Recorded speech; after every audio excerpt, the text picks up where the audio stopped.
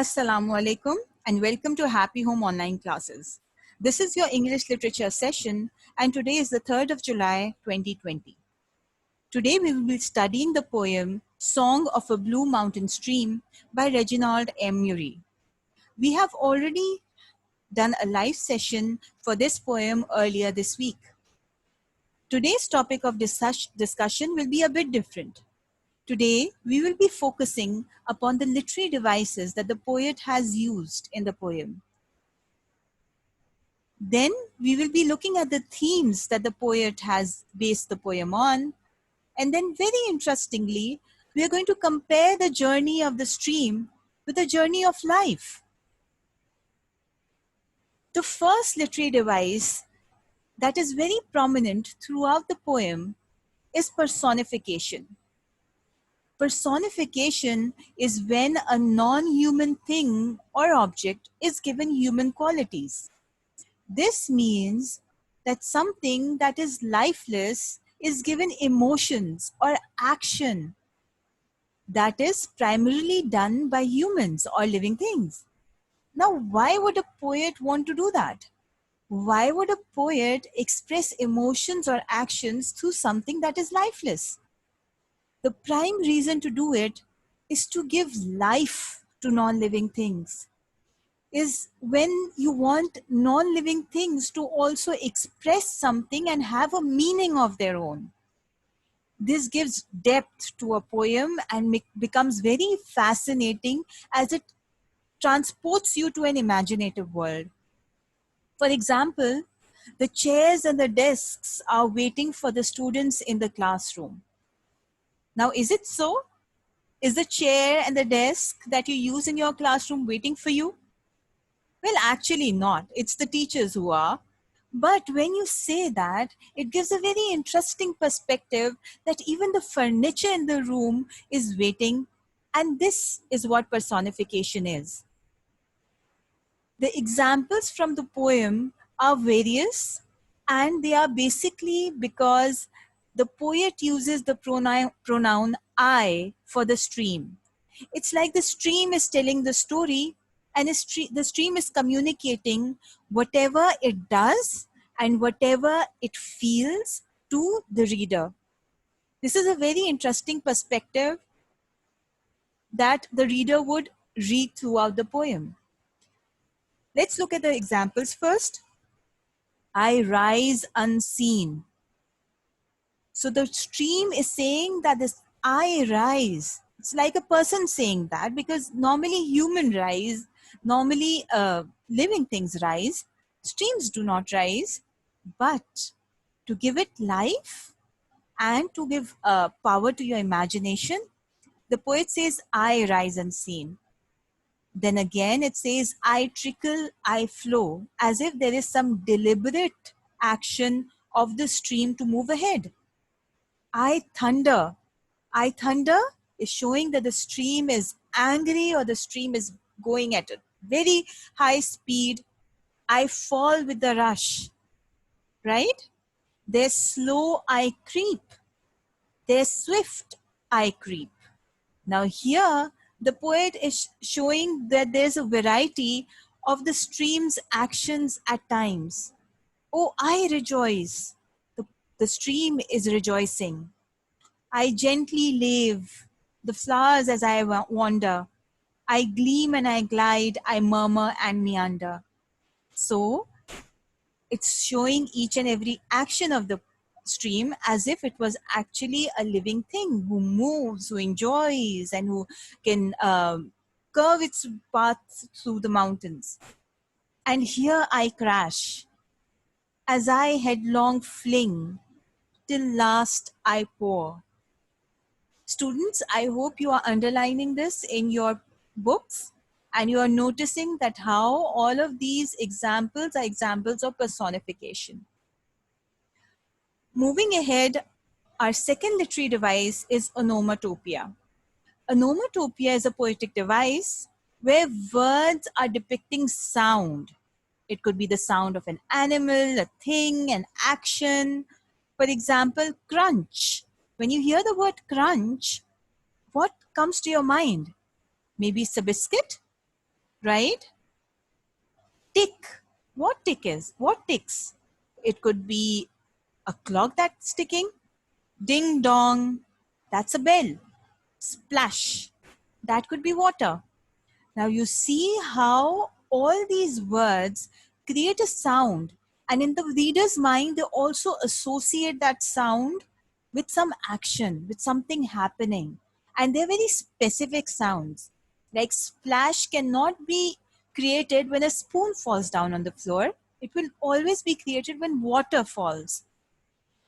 The examples from the poem that we have are in the morning hush. Now, hush is a word that represents silence. I murmur and meander. Murmur is showing that it is making very soft noises. And here I crash. Now, what type of a sound is crash? Crash is when something collides with great force. So you see, students, how the poet has actually involved the sense of hearing so that we can imagine the stream in a better way.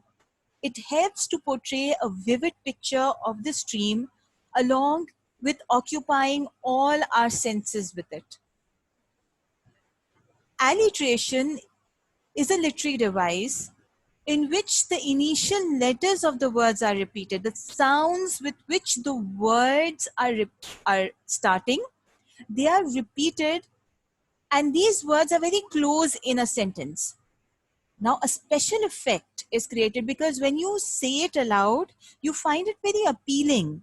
So, alliteration is added in order to create, like, to make the poem sound good to our ears.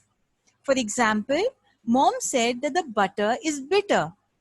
The B and the B are underlined because both these sounds are creating alliteration. Here, both the words are very close together in the sentence and they are quickly repeated when a reader reads it. Examples from the poem could be where white mists float. Notice how the W sound is the same for the beginning of both the letters. There swift I sleep. You can see how both the S is creating a magnitude, is creating the echo in the poem, and it sounds good when we say it. I gleam and glide. The GL is repeating. I murmur and meander. Do you think you can find more examples of alliteration from the poem? Please try. The next literary device that we are going to discuss is imagery. I'm sure all of you have noticed that how strong an image of the stream has been created by the poet. All the nature around, the mountains, the trees, the stream, and then that turning into waterfalls, the birds chirping around, it gives a total picture in our mind of the image that the poet must be envisioning when he is writing the poem. The image is described through descriptive words and sensory details. There are lots of descriptive adverbs and adjectives and strong verbs that helps us to get a feel of the image, of the imagery, of the nature, of the beauty of nature. And sensory details are also involved when images are created. For example, the sounds of the birds, or maybe the blue mountains when we see because it's a sense of sight. When something with ice cold wave, ice cold is something that involves the sense of touch. So imagery, the examples from the poem could be around Blue Mountain's peak, I rise unseen, beneath the screen, of fog clouds dank and bleak. Let's look at the last one. The fog clouds dank and bleak are giving so many descriptions together. We can see the fog clouds, and when we are there, we feel very cold and bleak. That it's also a sense of emotion, how we are feeling at that time. So when everything is so clearly defined by the poet, we can actually imagine ourselves to be there, and that is what imagery is. I'm sure you will appreciate the very vivid imagery that the poet has created us for this poem. These are more examples. Please read them and find even more from the poem. See, a mountain stream no longer over plains below, and seaward flow, a river broad and stronger. All of these are images from the poem. Moving on, we are going to look at the themes that the poet has created. The main and foremost theme is the beauty of nature. Now, what is a theme? The theme is the basic underlying idea that the poet wants to express through his words. And I think in this poem, the poet wants to share his vision of the beauty around him. And he wants the reader to feel that beauty as well because he appreciates it so much. He says that the natural world gives us a sense of peace, calmness, and serenity. It relaxes us. It changes our mood into complete calmness. And the environment has a positive influence. It refreshes the human mind. It helps us to relieve any type of stress we have when we are away from nature. Because man is bound to be happy in nature. And if you remember about this poet, he was somebody who chose to live many years of his life in the mountains because he loved it and because he appreciated the beauty. The next theme, which is very much hidden, but you have to extract from the way the poem is written, is determination. You must have noticed that the stream is completely determined to move forward from the point it rises till the point it crashes and becomes a river. Over there, whatever hurdles are, when it becomes a waterfall, when there are lots and lots of rocks, does it stop? No. Its speed might become slow, but it is determined. And there are so many words that show us determined. There's a word, I shout, I roar, I thunder, that shows the um, that sh- that shows the emotions behind it. And the stream is ready to face all the challenges. The stream just wants to go on and complete its journey. This shows us determination. And maybe by choosing a stream for the poem, the poet has actually tried to tell us about how nature shows determination, how we should take a lesson from the nature. The poet was very connected with nature. He reveals that he is able to enjoy the beauty. Whatever bounties Allah has given us, he appreciates that and loves it. He wants to spend time on it and he wants to communicate his same feeling towards the reader. Maybe some of us have not learned to appreciate or enjoy. He wants us to be inspired because it's a beautiful feeling. He wants to spread this beautiful feeling towards his readers as well.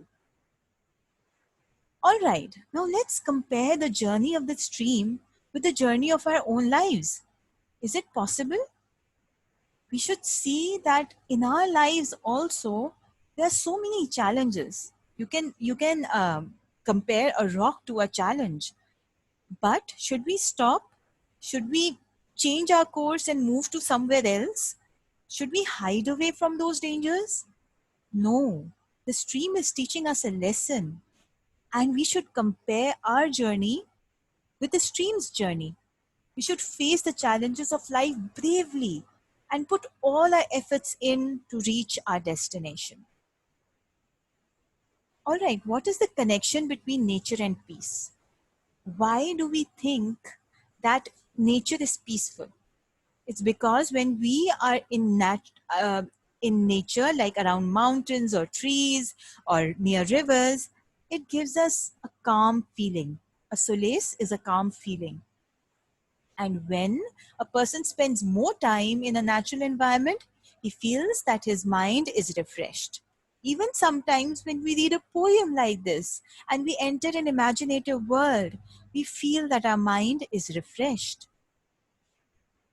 All right, students, thank you so much for reading the poem with me and discussing the literary figures.